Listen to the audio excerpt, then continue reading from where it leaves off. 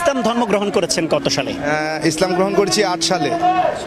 জি, 2000। শুধু কি আপনি নিজে একাই ইসলাম ধর্ম গ্রহণ করেছেন নাকি পরিবারের সবাই?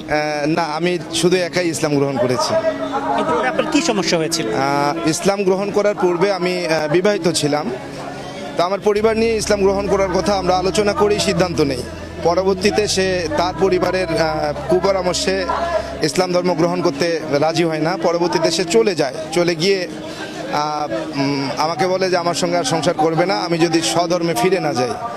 এই অবস্থায় দীর্ঘদিন আমি চাকরিও করি, সুনামের সহিত চাকরি করেছি। আমার জীবনে আমি কোনো পানিশমেন্ট পাইনি, পানিশমেন্ট নিতে হয়নি, আমাকে কোনো পানিশমেন্ট ডিপার্টমেন্ট আমাকে দিতে পারেনি, বরং আমাকে পুরস্কৃত করেছে। এমন অনেক আমার ডিপার্টমেন্ট সার্ভিস বইতে লিপিবদ্ধ আছে।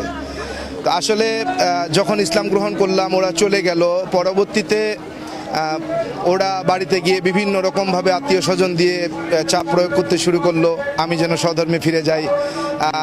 স্বধর্মে ফিরে না গেলে আমাকে চাকরি করতে দেবে না, চাকরি খেয়ে ফেলবে, মন্ত্রীকে বলবে, বিভিন্নভাবে হুমকি ধামকি দেয়। তারপরেও কোন মন্ত্রীকে বলবে? আপনাদের মন্ত্রী কে ছিল? আমাদের ওই সময়ের এই শেখ হাসিনা সরকারের পানি সম্পদ মন্ত্রী ছিলেন রমেশ চন্দ্র সেন। উনি দুঃসম্পর্কের আমার ওয়াইফের মামা ছিলেন। তো যেহেতু তাদের আত্মীয়, সেই সূত্রে তাদের একটা প্রভাব ছিল যে আমাকে চাকরি থেকে তারা সরাতে পারবে।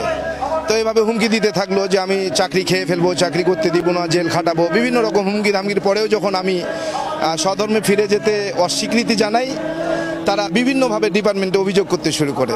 এক পর্যায়ে পানি সম্পদ মন্ত্রীর প্ররোচনায় রোষানলে পড়ে তারা ডিপার্টমেন্টে নতুন নাটক সাজিয়ে আরেকজনকে স্ত্রী সাজিয়ে তারা নিয়ে আসে যে আমি আরেকজনকে বিয়ে করছি, অথচ তথ্য প্রমাণে, সাক্ষীতে, তদন্তে তার কোনো কাবিননামাও সে দেখাতে পারেনি এবং এটার কোনো সত্যতাও তারা দেখাতে পারেনি।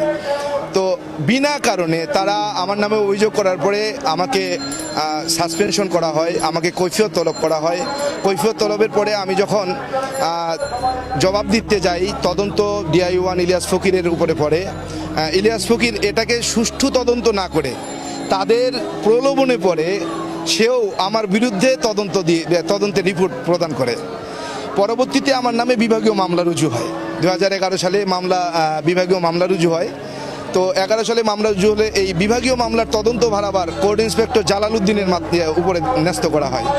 জালালউদ্দিন সাহেব তিনিও তাদের প্রভাবে প্রভাবিত হয়ে তিনিও তদন্ত ছাড়াই, তদন্তের নামে নাটক করে নিজেই সাক্ষী বানিয়ে, সাক্ষী দিয়ে, সাক্ষী লিখিয়ে